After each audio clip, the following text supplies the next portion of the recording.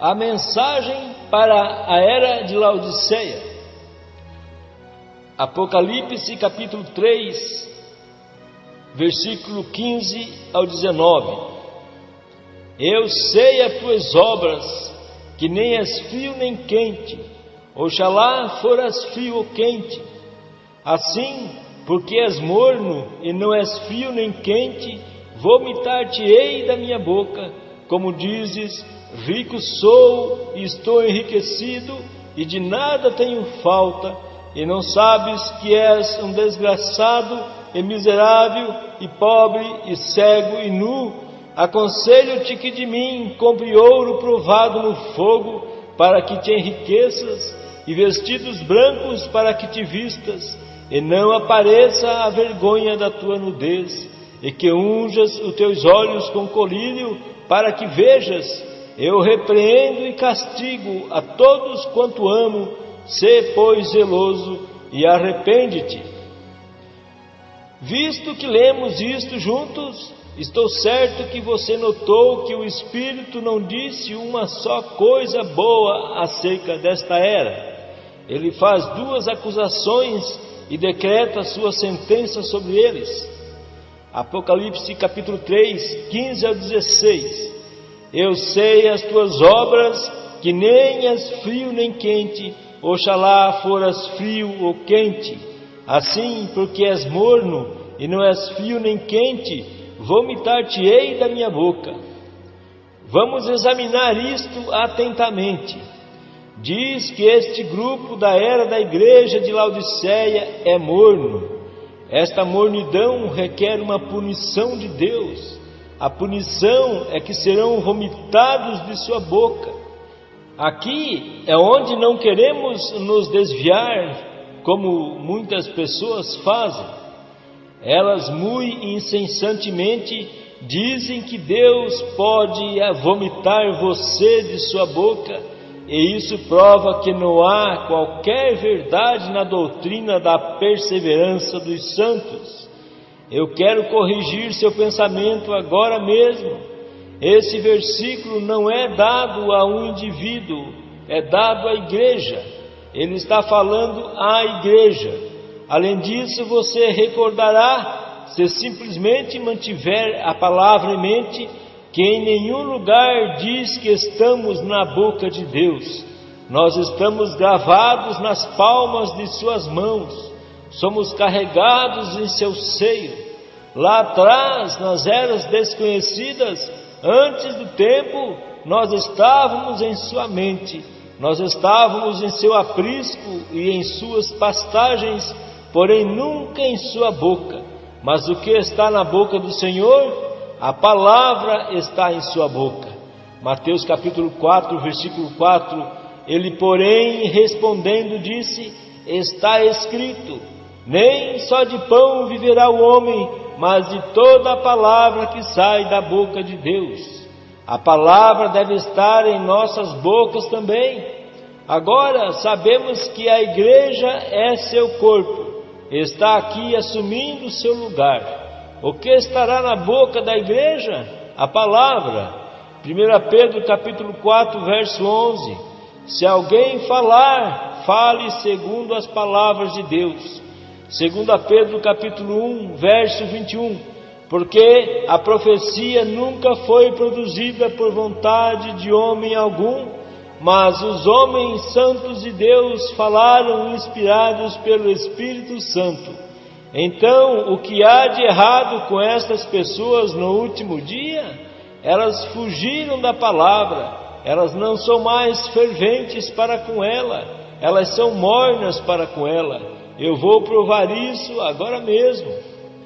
Os batistas têm seus credos e dogmas baseados na palavra e não se consegue dissuadi-los. Eles dizem que os dias apostólicos de milagres terminaram e que não há batismo do Espírito Santo depois de crer.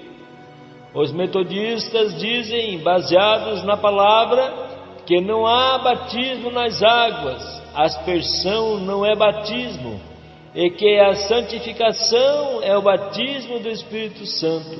A Igreja de Cristo especializa-se no batismo regenerativo e, na maioria dos casos, eles descem pecadores enxutos e saem pecadores molhados.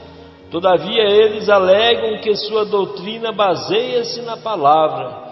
Continue, vá verificando um de cada vez e chegue aos pentecostais. Eles têm a palavra? Dê-lhes o teste da palavra e veja. Eles trairão a palavra por uma sensação, quase que toda vez.